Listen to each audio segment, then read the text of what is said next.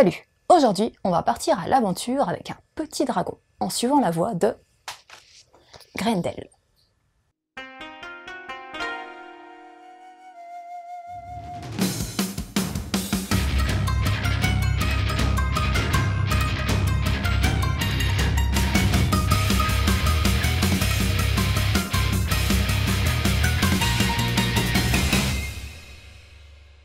Les dragons régnaient auparavant sur le monde.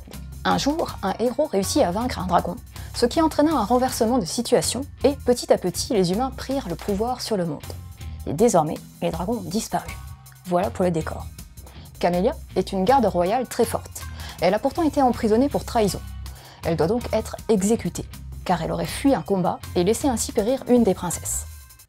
Mais le paladin vient lui transmettre une proposition du roi. Il lui offre la possibilité de se racheter en lui confiant une mission périlleuse.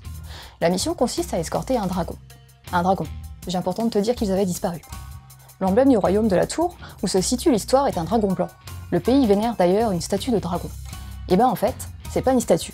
C'est bel et bien un dragon, nommé Grendel, qui a été caché à la population en faisant une légende. Mais ce subterfuge semble avoir été divulgué, et afin de protéger le petit dragon des chasseurs, il va falloir l'escorter dans un autre pays car il a une grande valeur. Camélia accepte. Grendel ne se souvient pas de ses origines et il vivait reclus du monde extérieur dans la tour du royaume. Pourquoi cette mission a-t-elle été confiée à quelqu'un qui allait être exécuté? Y a-t-il d'autres dragons survivants? C'est le début de l'aventure.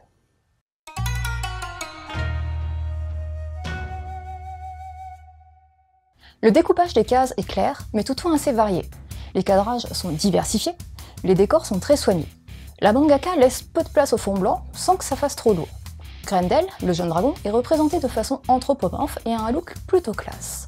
On a déjà un aperçu dans ce tome du bestiaire multiple qui va ponctuer les aventures. Les armures, vêtements sont aussi détaillés, mais, ouais, il y a un mais. Les visages des persos.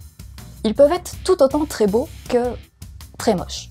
Enfin, c'est mon ressenti. Sur certains plans, ils peuvent être très harmonieux, et hop, sur la page suivante, voire la case suivante, ça sera plus du tout le cas. C'est donc dommage pour ces problèmes de proportion au niveau des visages. La couverture respecte la couverture d'origine, Comico propose une belle édition, avec un papier épais et les premières pages en couleur.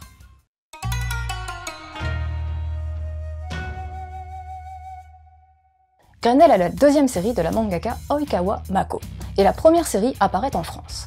Série d'heroic fantasy sortie au Japon en 2016, comprenant seulement 3 tomes. Le nom Grendel est inspiré du poème épique anglo-saxon Beowulf.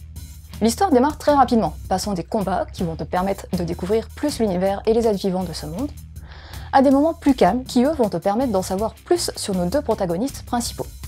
Il y a des petites informations disséminées par-ci par-là qui semblent anodines, mais qui sont finalement assez essentielles pour l'avancée de l'histoire. Par exemple, le fait que les gardiens de Grendel lui préparaient des repas spéciaux et lui interdisaient la nourriture de l'extérieur. Ça semble cacher quelque chose. Camélia, quant à elle, est une guerrière assez expérimentée qui a un secret. Elle ressent la douleur des autres. C'est pour cela qu'elle pleure après chaque combat. Ce trait très particulier pour une guerrière de sa trempe lui permettra-t-elle d'aller jusqu'au bout de sa mission. Au passage, en feuilletant et en voyant les visuelles couleurs des premières pages, avec ses yeux imposants et ses larmes qui font des belles gouttes bien brillantes, je m'attendais à quelque chose d'un peu kitschoun. T'inquiète pas, c'est pas le cas. Cette empathie de l'héroïne ne tourne pas du tout vers le gnangnan. À voir si par la suite ça apporte véritablement quelque chose à la trame de l'histoire. Trame qui se tisse donc par le biais d'infos éparpillées au fil du tome qui posent de bonnes pistes pour le développement de l'histoire. Des intrigues avec une autre princesse, ce qui s'est vraiment passé avant l'emprisonnement de Camélia, pas mal de choses à approfondir donc, en espérant que les 3 tomes de la série soient suffisants pour exploiter cela. Une histoire passionnante, épique, avec une pointe de poésie. On passe au conseil ? Va voir ou revoir Dragon, film d'animation des studios DreamWorks, l'histoire d'un jeune viking qui, au lieu de devenir tueur de dragons, va en apprivoiser un. Ensuite, tu peux lire Glouton et Dragon, de Kui Ryoko, où un groupe d'aventuriers, après avoir affronté un dragon, se retrouve sans provision dans un donjon. Et Green Mechanic, de Yami Shin. Là, on n'est plus du tout dans l'heroic fantasy, mais dans de la science-fiction. Camélia, de Grendel, m'a tout de suite fait penser à l'héroïne de Green Mechanic, Misha, qui est dotée de dons d'empathie très développés. Voilà, c'était Flo. J'espère que cette chronique t'aura donné envie de partir à l'aventure à d'autres dragons avec Grendel. Allez, bonne lecture et continue de suivre la voie du manga.